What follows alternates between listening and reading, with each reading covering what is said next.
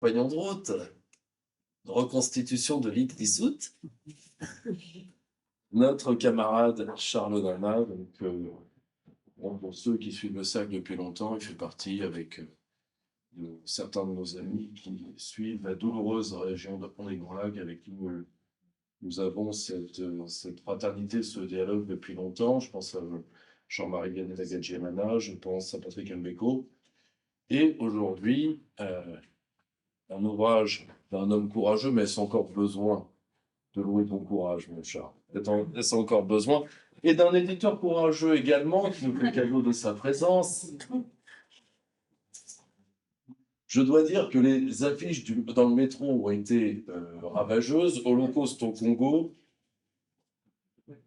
l'omerta de la communauté internationale, dernier ouvrage de Charles qui est à votre disposition, et sur lequel nous allons échanger sur ce qui est certainement l'une des pires crises humanitaires de notre temps, qui reçoit une indifférence de plomb dans à peu près tout l'Occident, au point d'ailleurs d'interroger sur les complicités occidentales dans le caractère intouchable de Paul Kagame, étoile qui commence à pâlir selon certains, nous le verrons dans les questions. En tout cas, je pense que nous allons tous apprendre bien des choses ce soir sur ce sujet dont la gravité n'est égale que le silence qui l'entoure. Et il faut des hommes courageux pour défier aujourd'hui, particulièrement en France, l'omerta qui est, disons, orchestré par les soutiens du FPR.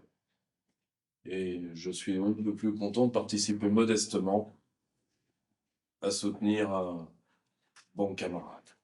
Mon Charles. Bonsoir à tous. Je suis particulièrement heureux d'être, je dirais, ici presque à la maison, parce que depuis le début de mes travaux sur la région des Grands Lacs, on a vu en France, pays des droits de l'homme, et l'accueil très chaleureux, des voix qui se multipliaient pour ne pas accepter le débat contradictoire.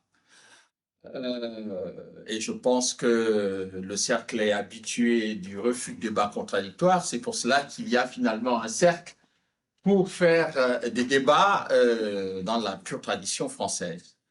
Alors, ce qui se passe dans la région des Grands Lacs, si on s'en tient au terme de l'Holocauste, et je remercie mon éditeur très courageux qui affronte avec moi une plainte de la FIDH, la Fédération internationale des droits de l'homme, la Ligue des droits de l'homme, la Ligue française des droits de l'homme, porte plainte contre nous pour négation du génocide des Tutsis.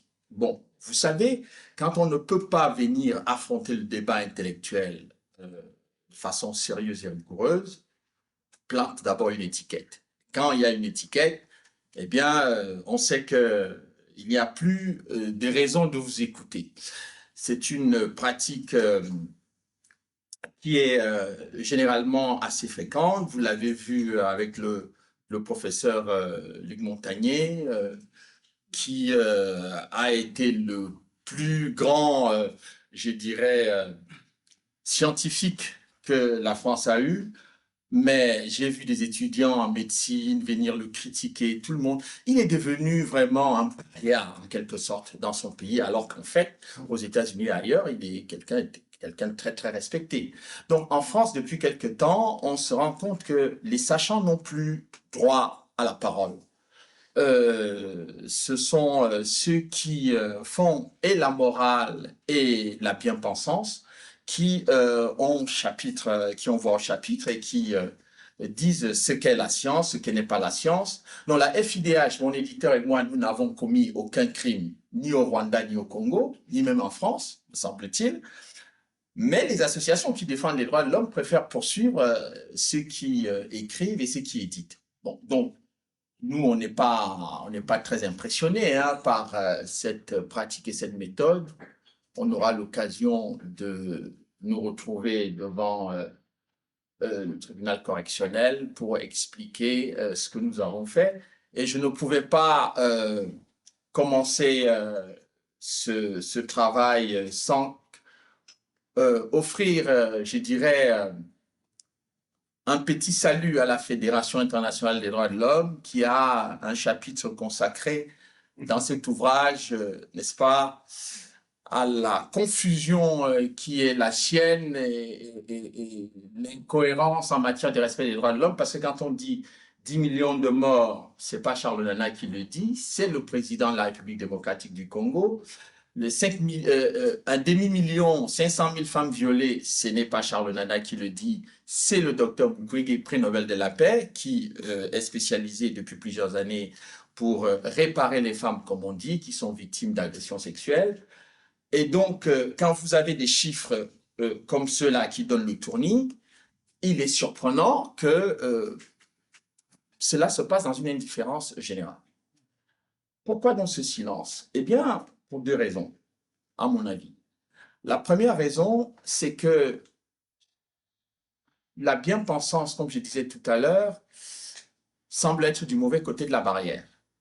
C'est-à-dire que ceux qui ont péroré sur les événements, les tragiques événements du Rwanda en 1994, ne sont pas en situation aujourd'hui d'assumer et d'expliquer que ceux qu'ils défendaient en 1994 comme étant des victimes du génocide des Tutsis sont aujourd'hui ceux qui exterminent les populations à l'est du Congo. Je m'explique. Parce que, en général, on veut toujours me faire dire ce que je ne dis pas. Je rappelle que moi, je n'ai pas de problème avec des groupes de population rwandaises, qu'elles soient Tutsi ou Tutwa. Ça m'importe peu, puisque j'ai toujours eu des amis dans tous les bords.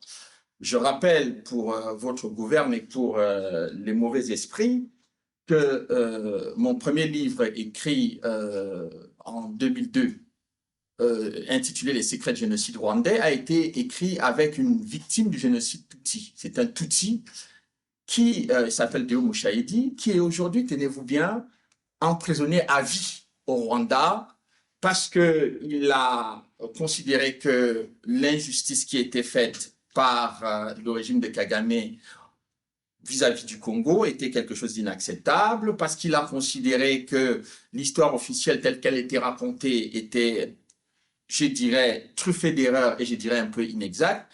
Et donc, on a décidé de l'accuser de terrorisme, de divisionnisme, de négationnisme, etc. Donc, il est aujourd'hui condamné à perpétuité au Rwanda. Et s'il vous plaît, il est quasiment resté seul dans sa famille. C'est-à-dire que toute sa famille a été exterminée, sa famille Tutsi, donc il est seul au monde aujourd'hui. Et je n'ai pas vu la FIDH exprimer son courage exceptionnel pour aller défendre Deo Mushahidi ou participer au procès de Deo Mushahidi, aux côtés de Deo Mushahidi.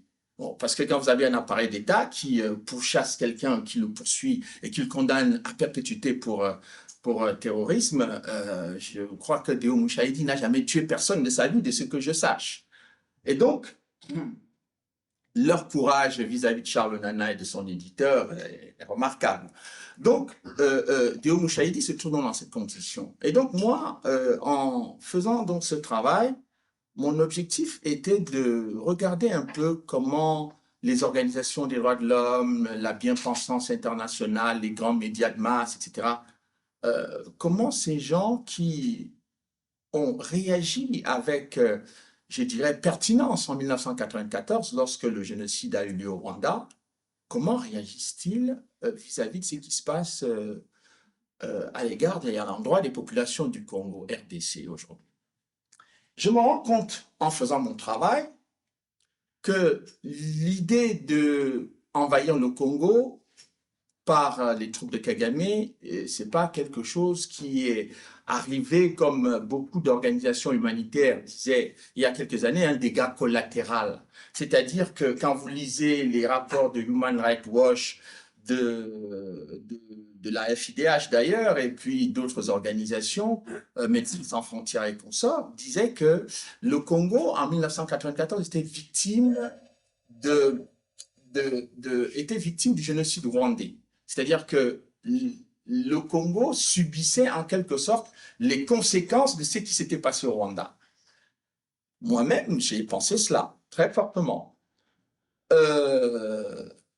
Mais en examinant les archives du Conseil de sécurité des Nations Unies, en examinant les archives américaines, du Pentagone, de la CIA, les archives du président Clinton, de l'Élysée, parce que j'ai quand même eu la chance, et d'ailleurs, c'est d'ailleurs pour cette raison que mes contradicteurs, je pense, ont un peu la trouille de débattre avec moi, parce que j'ai fait l'effort intellectuel de ne pas me contenter des analyses théoriques comme le font parfois certains chercheurs. Je n'ai rien contre les aspects théoriques, mais sur des sujets aussi délicats où les enjeux sont importants, c'est important de voir les faits et la réalité. Et pour accéder à la réalité, surtout celle qui est cachée, il faut énormément travailler.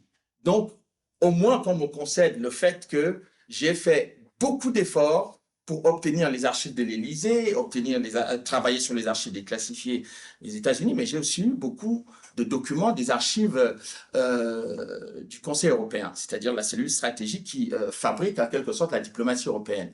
Donc, et puis j'ai discuté avec beaucoup d'acteurs de premier plan. Donc, notamment l'envoyé spécial de Bill Clinton, Madame Cynthia McKinney, qui est une amie. J'ai eu accès à toutes ces archives. Et elle m'a montré, et les échanges avec les responsables de la CIA, et les échanges avec les responsables du Pentagone, les lettres qui étaient écrites par plusieurs membres du Congrès, puisqu'elle était membre du Congrès, surtout, elle appartenait, n'est-ce pas, à la division qui est chargée des relations internationales et des questions de défense. Donc, elle a eu accès à de nombreux documents et à de nombreux échanges avec le président Bill Clinton. Donc, elle m'a expliqué beaucoup de choses, j'ai vu beaucoup de documents, et c'est sous le fondement de tous ces éléments que j'ai pu construire ce livre-là. Donc, je constate, pour revenir sur le fil, je constate effectivement que depuis 1994, le Rwanda de Paul Kagame avait déjà décidé d'envahir le Congo. C'est-à-dire que la prise du pouvoir en 1994, après l'attentat contre l'avion présidentiel, où l'ensemble de l'équipage français a été tué, les États-Unis avaient préparé Kagame à prendre militairement le pouvoir au Rwanda, mais à la suite de cela, de continuer son action militaire au Zaïre à l'époque, dirigé par le président Mobutu, qui lui-même avait été soutenu pendant 32 ans par la CIA et les États-Unis.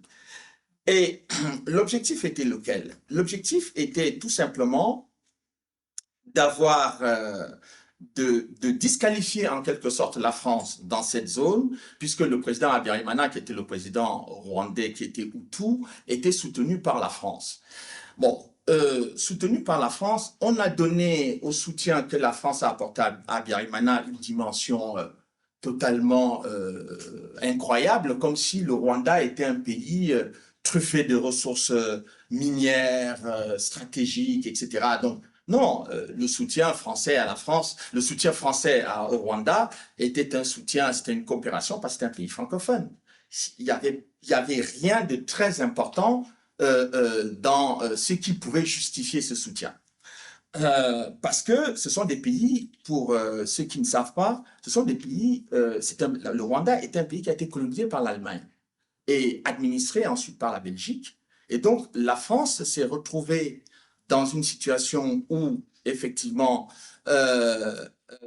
elle participait, elle reprenait un peu pied dans cette zone qui était une zone traditionnellement réservée à la Belgique. Et donc, les Belges ayant fait défection en quelque sorte en 93, eh bien, la France a jugé nécessaire de pouvoir étendre son influence, notamment au Rwanda. Et donc, les Américains considérant que la France n'avait rien à faire là-bas et que surtout, lors des dernières années du maréchal Mobutu, dont le président du Zaïre, qui était, comme je vous l'ai dit tout à l'heure, l'allié traditionnel des États-Unis, est devenu, en fin de vie et en fin de parcours, l'allié de la France. Il se trouve que les Français ont été joués en quelque sorte petit bras dans ce dossier-là, puisque à ce moment-là, donc vers 1996-1997, avant la chute du maréchal Mobutu, le président Mobutu comptait beaucoup sur les Français pour l'aider en quelque sorte à faire face à la situation d'instabilité qui régnait déjà à travers le Rwanda. Et il avait une certaine appréhension. Même s'il ne connaissait pas les tenants et les aboutissants de tout cela, il avait une très grande appréhension. Mais la France étant gouvernée par Balladur et François Mitterrand, qui n'étaient pas du tout d'accord sur la façon de piloter les choses dans cette région, s'est contenté de sauver les meubles, alors qu'en fait, tout était en train de se décider à ce moment-là. Et j'ouvre une parenthèse que je vais refermer rapidement.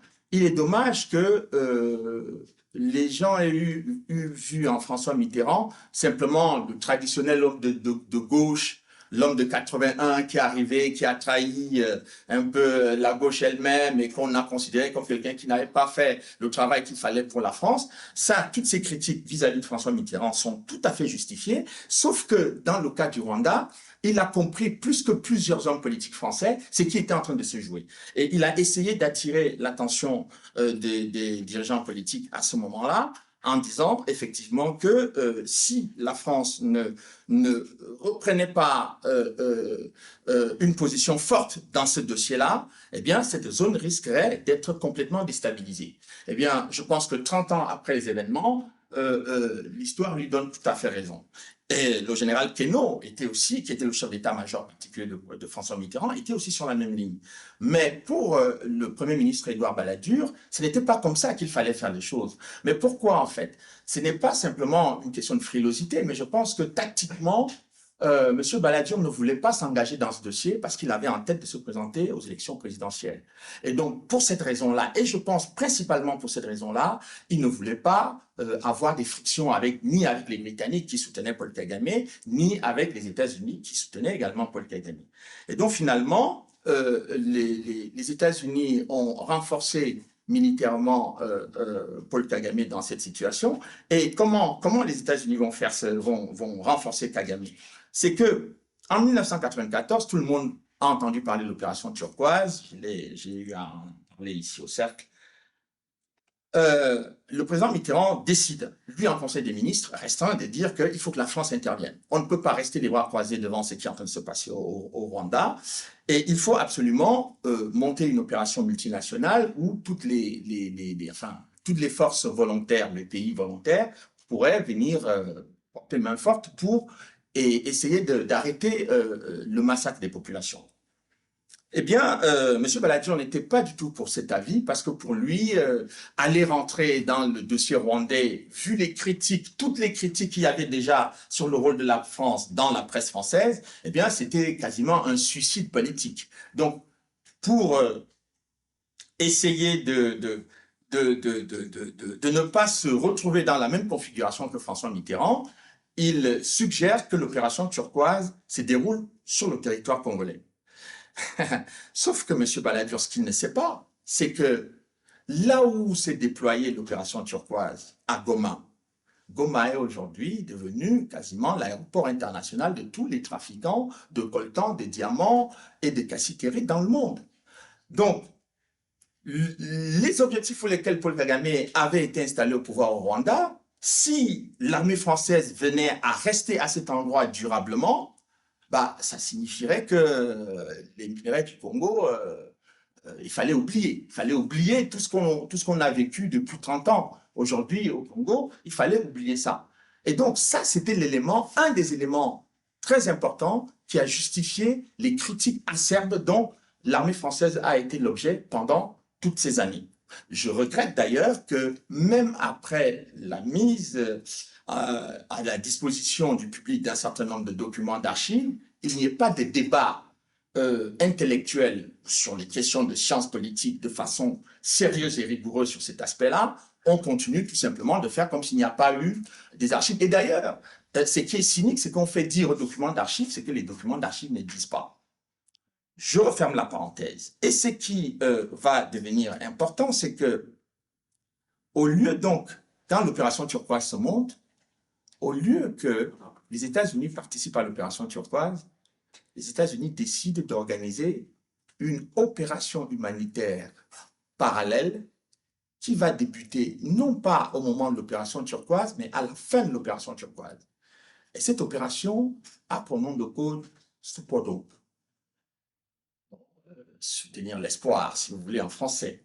Donc, le problème, c'est que quand je commence à examiner les documents d'archives du Pentagone et du président Clinton, je discute avec certains officiers américains et des membres des services du renseignement. J'avais quelques amis à la NSA, donc qui m'expliquent que non, en réalité, Support Hope avait vocation à renforcer militairement le pouvoir de Kagame. Et comment cela va se faire? Les Américains vont déployer, c'est d'ailleurs une décision du président Clinton au passage, qui va dire au Congrès américain que vu ce qui est en train de se passer au Rwanda, il faut absolument que nous intervenons sur le plan humanitaire. Et quelques sénateurs américains vont quand même s'inquiéter. Ils vont dire, attention, il ne faut pas que les États-Unis se retrouvent impliqués dans ce conflit. Il vaudrait mieux faire comme les Français, c'est-à-dire apporter un soutien humanitaire et que cela soit visible. Donc évidemment, le président Clinton s'arrête à la démarche humanitaire, sauf qu'il envoie des forces spéciales, il envoie des éléments de guerre psychologique, il envoie également un certain nombre d'acteurs de la CIA qui vont intervenir sur le terrain à Goma, et tout, je dirais, tout l'équipement militaire est envoyé en Ouganda. En Ouganda, en Entebbe, et c'est à partir de là que les États-Unis vont organiser le soutien à Paul Kagame.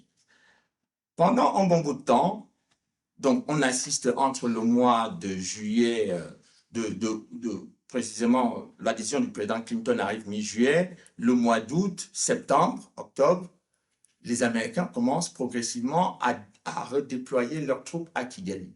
C'est-à-dire que les armes et les troupes qui étaient basées en Ouganda vont se déplacer pour aller à Kigali, alors qu'il n'y a plus rien d'humanitaire à faire à Kigali, puisque les réfugiés rwandais, Hutus principalement, se trouvent à l'est du Congo.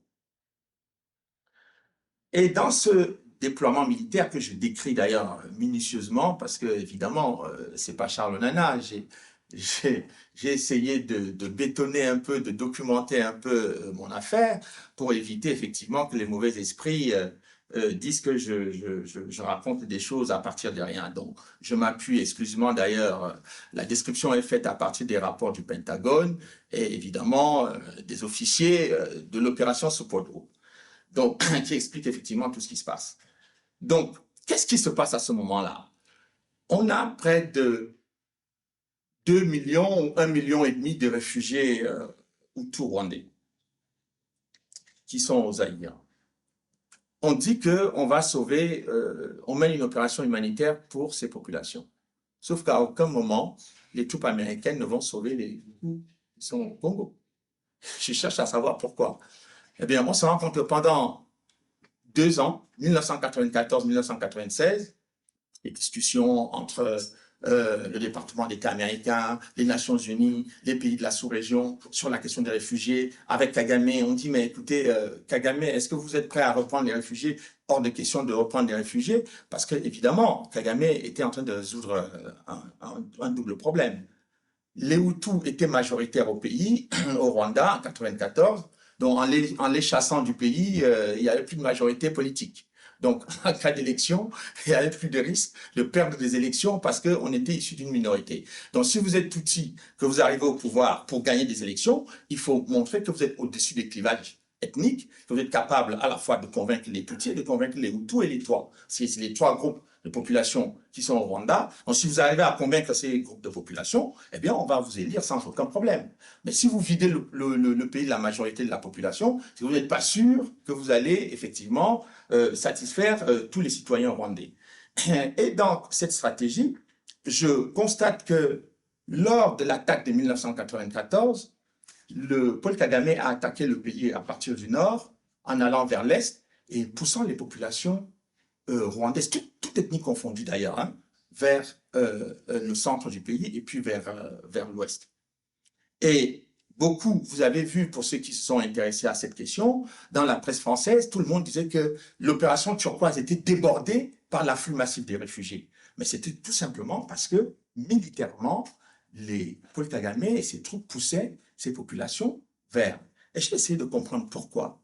Parce que si c'était une action militaire qui avait simplement vocation à prendre le pouvoir, ben, ils auraient pu, et c'est d'ailleurs très logique, quand on observe les mouvements, vous attaquez par le nord, donc vous descendez vers le sud pour nettoyer quasiment le pays et reprendre le pouvoir. Mais non, ils sont allés vers l'est, ils ont fermé les frontières avec la Tanzanie et le Burundi et poussé toutes les populations vers le centre et vers l'ouest. Et qu'est-ce qui va se passer dans cette stratégie militaire? Kagame va expliquer que tous les génocidaires, ceux qui ont exterminé les Tutsis, sont réfugiés au Zaïre. Donc, il faut aller déloger ces gens.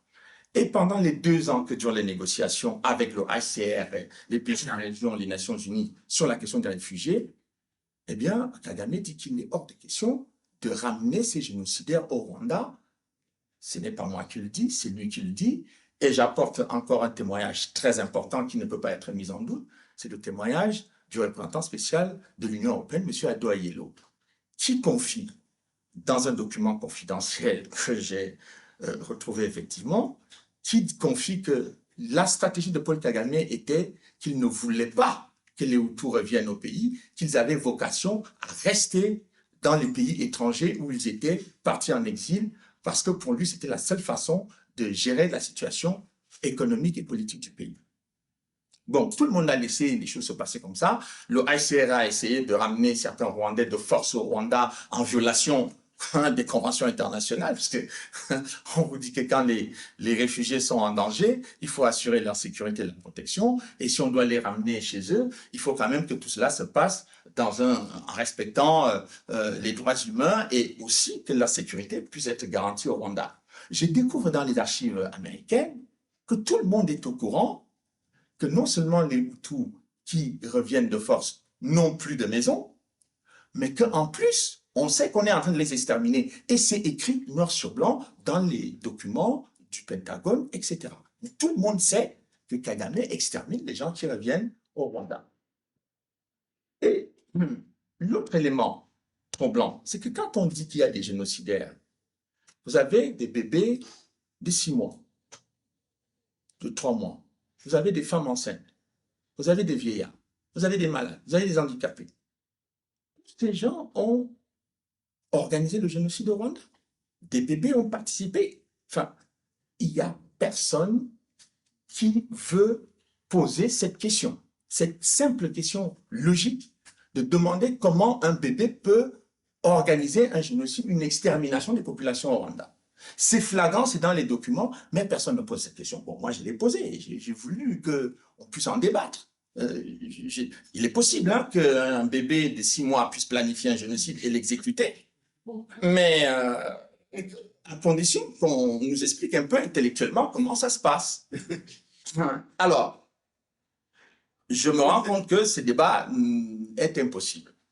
Alors, la deuxième chose, ou la troisième chose plutôt, c'est que en 1996, on a donc des Tutsis congolais qui décident avant ça, je vous rappelle, je ne vais pas vous raconter toute l'histoire pour que vous puissiez avoir le temps de lire le livre, les camps de réfugiés seront quand même bombardés au vu de la communauté internationale. la commissaire européenne Emma Bonino va s'insurger, va poser la question de savoir pourquoi on traite les réfugiés comme ça. Elle sera attaquée au sein de l'Union européenne. Des parlementaires, des hauts fonctionnaires, et elle s'était définitivement. J'étais en contact avec Emma Bonino pendant un bon bout de temps, où elle m'a expliqué la façon dont elle avait travaillé, et on a constaté qu'Emma Bonino a disparu des écrans sur la question du Congo. En 96, donc, on voit donc des Tutsis congolais qui se désignent comme étant Banyamulenge, qui font une révolte au Congo. C'est quoi l'objet de leur révolte? C'est que leurs droits ne sont pas respectés. Okay? Est-ce que, bon, pour régler une question interne de violation de droits, le minimum, c'est de faire parler le droit et de mobiliser ceux qui sont attachés au droit pour demander aux autorités de faire respecter le droit? Eh bien, ça ne se passe pas comme ça. Ça se passe comment? Les Américains décident d'utiliser les Banyamulenge avec les troupes de Kagame pour venir renverser le président Mobutu, le président du Zaïre. Bon. Est-ce que c'est la question du droit de Banyamulenge ou c'est la question d'un changement de régime? Bon, pour moi qui suis formé à la science politique, j'analyse les mobiles de l'action politique et j'analyse les réflexions et les discours des hommes politiques. On n'a plus affaire au droit de Banyamulenge, mais on a affaire à un changement de régime. Et Kagame et tous ceux qui sont avec lui disent que, eh bien, il faut changer le régime, il faut aider les Congolais à changer de régime. Je reviens sur les archives de l'Élysée, je constate que c'est exactement ce que les Américains voulaient depuis 1993. Ils ont exercé les pressions sur la France, sur la Belgique, pour leur demander de faire partir Mobutu du pouvoir. Et on a organisé un régime de sanctions contre le président Mobutu, qu'il fallait saisir ses avoirs, etc. Alors que ce sont les mêmes Américains qui ont mis Mobutu au pouvoir et qui l'ont soutenu pendant 32 ans pour lutter contre les communistes en Angola et contre ce qu'ils appelaient l'invasion du communisme en Afrique australe. Mais ils font mieux que ça. Dans une action de cynisme très sophistiquée, ils font venir les Angolais qu'ils ont combattu, eux, avec le maréchal Mobutu. Ils les mettent dans les rangs de Kagame pour venir renverser Mobutu. Vous vous doutez bien que les Angolais sont ravis de venir renverser celui qui les a combattus pendant 30 ans. Donc, et là, les Américains n'ont aucun problème de travailler avec les communistes qu'ils ont combattus pour venir renverser celui qu'ils ont soutenu pendant 30 ans. Vous me suivez? Bon, donc, le président Mobutu est renversé en 97. La presse internationale acclame la fin de la dictature. On ne dit plus que c'était les États-Unis qui soutenaient. Hein? On dit la dictature, il faut maintenant Laurent Désiré Kabila, un nouveau chef d'État qui va ouvrir le Zaïre à l'économie de marché, etc. Quand je regarde, je vois que les globalistes sont quand même à la manœuvre. Donc, le président Mobutu est renversé, et il quitte le pays, et qui vient accompagner le nouveau président, les troupes rwandaises, angolaises et ougandaises. Donc, si vous avez bien suivi, l'Ouganda, c'est là-bas qu'il y avait eu les armes en 94, qu'on a préparé la mise au pouvoir de Kagame, et les mêmes Ougandais reviennent maintenant avec Kagame pour installer le nouvel homme fort au Congo. Cet homme fort, qui s'appelle donc Laurent Désiré Kabila, va avoir tout de suite à la tête de l'armée congolaise, comme chef d'état-major des armées, un certain James Kabarebe, un Tutsi rwandais, qui est le bras droit de Paul Kagame, qui a été l'objet d'un mandat d'arrêt du juge Bruguière dans l'attentat contre l'avion du président et l'équipage français. C'est lui qui devient chef d'état-major de l'armée congolaise. Il est en Rwandais. Pas de problème. Tout le monde valide. pas d'indignation à la communauté internationale, les Congolais s'interrogent, ils se demandent ce qui se passe. Laurent Désiré Kabila lui-même, au bout de 6 mois, il constate que ces Rwandais sont de plus en plus encombrants et envahissants. Il pille les banques du Congo, il s'approprie les maisons et les voitures des Congolais, il terrorise la population, il décide de se séparer de ses alliés encombrants. En 1998, c'est-à-dire moins d'1 an après l'arrivée au pouvoir, Kabila devient le plus grand dictateur que l'Afrique n'ait jamais connu, plus grand dictateur que Mobutu qui a passé 32 ans. Et dans l'ensemble de la presse américaine, c'est la même musique. Et il se trouve que Cynthia McKinney, donc, qui était l'envoyée spéciale de Bill Clinton, me dit « J'ai eu plusieurs discussions avec M. Laurent Désiré Kabila. Il m'a dit que mon pays, les États-Unis, exerçait des pressions terribles sur son régime pour qu'il cède les ressources minières au Rwanda et à l'Ouganda. Moi, je ne veux pas accepter cela. Et s'ils veulent une cession des gisements miniers du Congo, il faut qu'il y ait un débat au Parlement. Ce qui est, pour les démocrates américains, quelque chose de totalement inacceptable, qu'on débatte de la nécessité ou pas pour les Congolais de céder les ressources, les gisements miniers aux Rwandais et aux Ougandais. La guerre donc qui est déclenchée, James Kabarebe, le chef d'état-major donc de l'armée congolaise, qui est Tutsi rwandais, retourne immédiatement au Rwanda et redevient le patron des troupes qui vont mener la guerre contre Laurent Désiré Kabila. Peu de temps après, il redevient ministre de la Défense du Rwanda. Donc, on constate donc que pour les Tutsis rwandais, on peut devenir chef d'état-major dans l'armée congolaise, repartir au Rwanda, devenir ministre de la Défense et redevenir chef d'état-major là-bas. Bon. Ça, c'est une question taboue. Il ne faut surtout pas en parler. Parce que les Tutsis auraient été victimes d'un génocide en 1994 au Rwanda. Sauf que les Tutsis qui ont été victimes du génocide au Rwanda sont des vraies victimes. Mais ceux qui mènent la guerre, les Tutsis qui mènent la guerre contre le Congo, n'ont rien à voir avec ces victimes Tutsis qui ont perdu tous leurs parents en 1994. Et personne ne veut en France qu'on fasse ce distinguo. On vous dit, vous êtes contre les Tutsis, vous avez un problème. Non, j'ai un problème avec personne. Même pas avec la FIDH. Bon.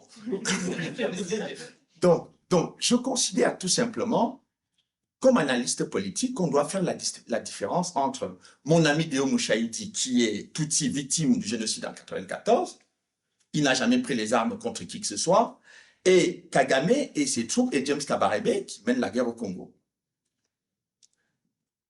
En 2001, Laurent Désiré Kabila est assassiné. On nous dit qu'on ne sait pas qui a assassiné Laurent Désiré Kabila. Comme on nous dit qu'on ne sait pas le non-lieu du juge Trévidic, qui contredit l'enquête du juge Bruguière, nous dit qu'ils ne savent pas qui a abattu l'avion le 6 avril 1994, dans lequel 2 chefs d'État et l'ensemble de l'équipage français a pris. Ils ne savent pas. Les veuves françaises ont déposé plainte pour qu'on nous dise qui c'est. Mais on nous dit qu'on ne sait pas. Et on s'arrête là. Et tout le monde est content. Bon, sauf les veuves, bien entendu. Monsieur Kouchner, lui, il est content. Parce que, manifestement, il avait dit lui-même publiquement que Kagame leur avait dit d'arranger l'affaire. Bon, avec Sarkozy, ils ont arrangé l'affaire, parce qu'habituellement, ils aiment arranger les affaires. Leurs affaires, pas nécessairement les affaires de la France, mais leurs affaires, ils trouvent toujours le meilleur moyen de les arranger. Donc, ils ont arrangé l'affaire de Kagame avec l'attentat du 6 avril. Lorsque Laurent Désiré Kabila est assassiné, on voit apparaître une succession d'armées. C'est la formule consacrée dans le discours des organisations internationales et des organisations des droits de l'homme. À l'est du Congo, il y a plusieurs groupes armés. C'est quoi les groupes armés? Mais qui les arme d'ailleurs? Qui les finance? Et d'où viennent ces groupes armés? Non, on ne sait pas. On ne sait pas. Donc, il se trouve que depuis 2001, les Nations Unies ont fait une succession de rapports mettant en cause l'invasion du Congo par ces groupes dits armés, qui sont en fait des milices qui viennent du Rwanda et de l'Ouganda, qui non seulement exterminent les populations au Congo, mais en plus pillent les ressources minières du Congo. Le Rwanda est devenu exportateur de coltan sans avoir un gramme de coltan dans son sous-sol. Et l'Union européenne a considéré que le Rwanda pouvait être un acteur très intéressant pour juger et apprécier de la traçabilité des minerais de sang qui viennent du Congo. Donc, vous me suivez bien, hein? C'est le Rwanda qui est considéré comme le pays qui peut nous donner, ce qui n'est pas en fait une mauvaise chose en soi. C'est-à-dire que le pilleur de coltan et de minerais peut effectivement nous dire quels sont comment on peut avoir la traçabilité des minerais qui viennent du Congo. Mais de façon plus sérieuse, en 2003-2004, l'Union européenne décide de faire ce qu'ils ont appelé le programme DDR. En quoi consiste ce programme? C'est un programme qui vise à démobiliser les miliciens et à les réinsérer dans la société, dans la vie civile ou dans la vie militaire. Donc, ils ont décidé, à l'Union européenne, les technocrates de l'Union européenne ont décidé, c'est une idée géniale, de mettre tous ceux qui avaient commis des crimes contre l'humanité, qui constituaient donc ces groupes armés, dans l'armée congolaise. Et ça a été financé à coups de millions d'euros. L'Union européenne et la Banque mondiale ont vanté ce programme en nous disant que c'était un excellent programme qui avait vocation à reformer l'armée congolaise. Sauf que l'armée congolaise n'a jamais réussi pendant toute cette période, ni à combattre les groupes armés, mais on a même vu une prolifération des groupes armés pendant cette période-là. Plus intéressant, un des Tutsis qui a participé à cette opération est devenu, enfin, qui se disait Banyamulenge, donc Tutsi congolais, victime de violations, est devenu vice-président de la République du Congo, chargé de la sécurité. Sauf que ce monsieur Azarias Oberoi, dont je publie les documents de naissance ici, parce qu'en fait, ce monsieur, il est né le même jour à 3 endroits différents. Et donc, sur ces 3 lieux différents, on ne lui a jamais posé la question de savoir exactement où exactement il est né. Donc, si on vous demande, vous êtes né où? Vous allez dire, je suis né à Paris tel jour.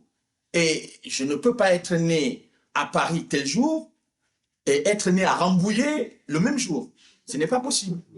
Mais lui, il a réussi cette façon de faire. Je ne sais pas pourquoi. Peut-être que les autorités congolaises ou d'ailleurs les membres de la communauté internationale vont lui poser la question sur son lieu de naissance. C'est quand même le plus élémentaire pour tout le monde. Donc, ce monsieur est devenu vice-président de la République chargé de la sécurité. Sauf que au moment où il était vice-président chargé de la sécurité, 2004, apparaît un groupe de miliciens piloté par un autre Tutsi rwandais qui s'appelle Laurent Nkunda. Laurent Nkunda est devenu un chef rebelle extrêmement populaire, célèbre, je dirais même, puisque il est passé sur CNN, Al Jazeera, France 24, toutes les grandes chaînes de télévision, et françaises, et européennes, etc. Et tout le monde disait que Laurent Nkunda, il faut négocier avec ce monsieur, puisqu'il est un chef rebelle et que son armée crée des problèmes. Si on ne négocie pas avec lui, ça ne se passera pas très bien. Finalement, Louis Michel, donc le commissaire européen, est allé voir Laurent Nkunda, on a négocié avec lui, etc.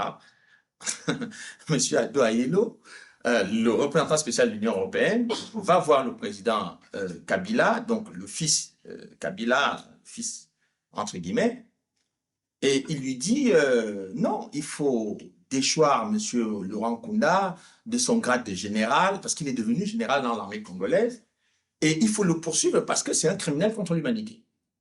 Donc, dans la même institution, Union européenne, vous avez un commissaire européen qui va négocier et un représentant spécial de l'Union européenne qui dit qu'il faut arrêter ce monsieur, c'est un criminel de guerre. Donc, vous allez croire qui?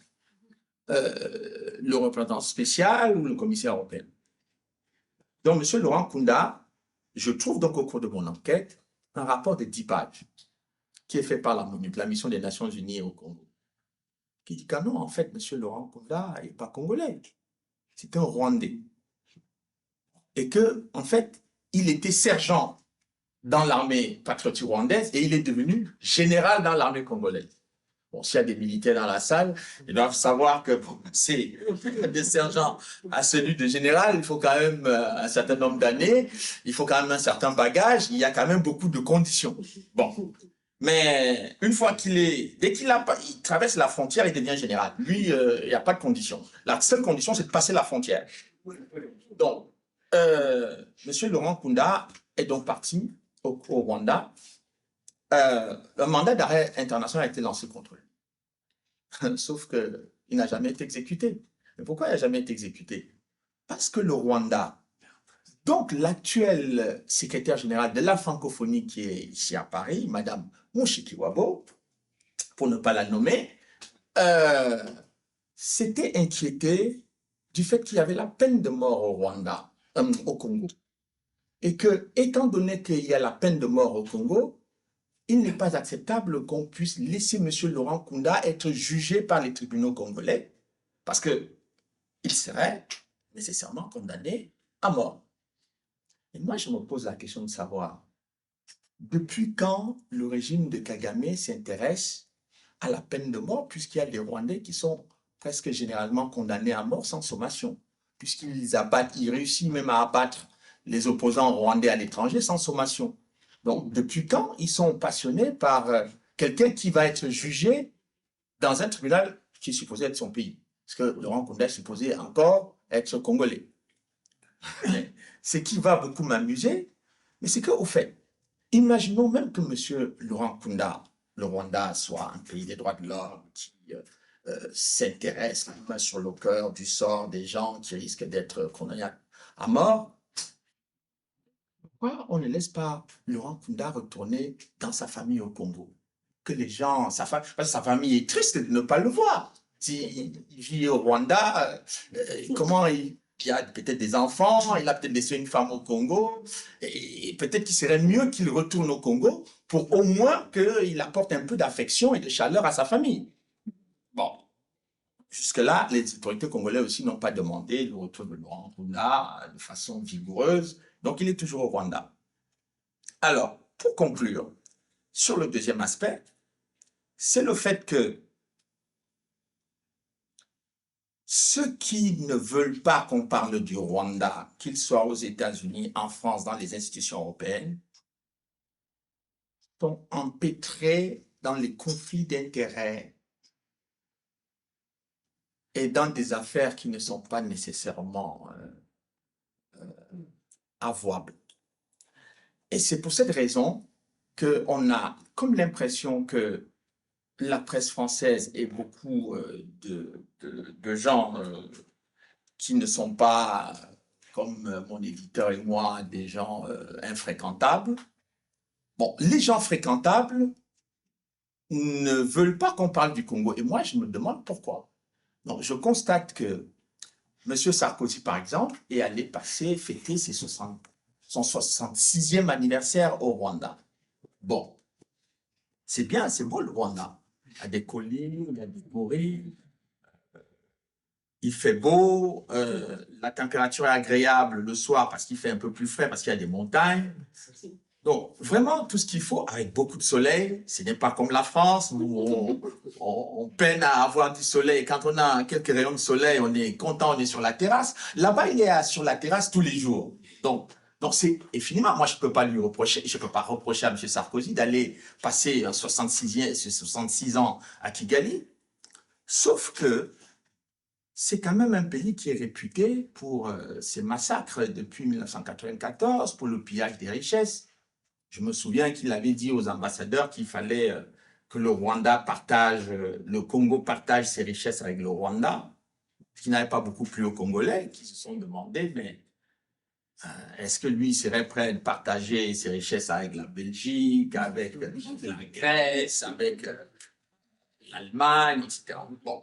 Mais lui, il a dit ça, il pensait que c'était une bonne chose et on a suivi le président, notre cher président Macron, aller sermonner quasiment le président congolais sur leur incapacité à gérer leurs frontières. Bon, peut-être que c'est une bonne critique, mais sauf que